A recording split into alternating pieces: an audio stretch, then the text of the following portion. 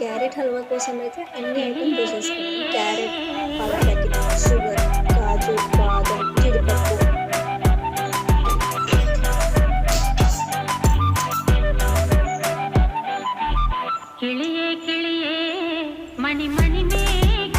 కిస్మిస్ నెయ్యి వేసుకుంటాను.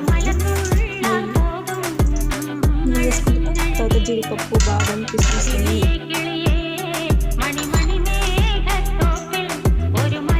దూరగా వేసుకోవాలి లైట్గా. అదే కొంచెం క్యారెట్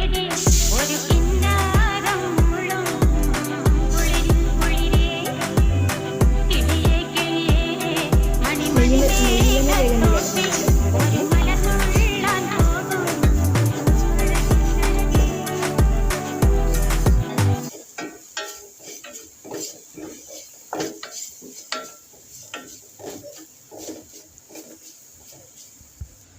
మంచిగా వేగిన తర్వాత ఇక్కడ పాలు అయితే తీసుకున్నాను నేను.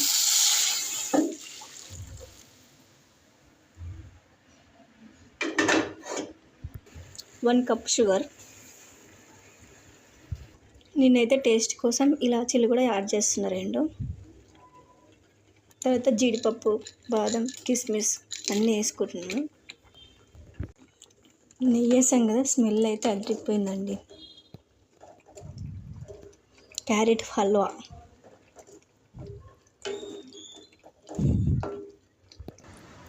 వేడి వేడి క్యారెట్ హల్వా రెడీ అయిపోయింది. మా చిన్నోడైతే క్యారెట్ వల్ల బాగుందని తింటున్నాడు. బాగుందట, తలకాయ ఊపుతుండు. బాగుందా కన్నయ్య? కన్నయ్య కన్నయ్య ఇది చూడు, బాగుందా? Super super.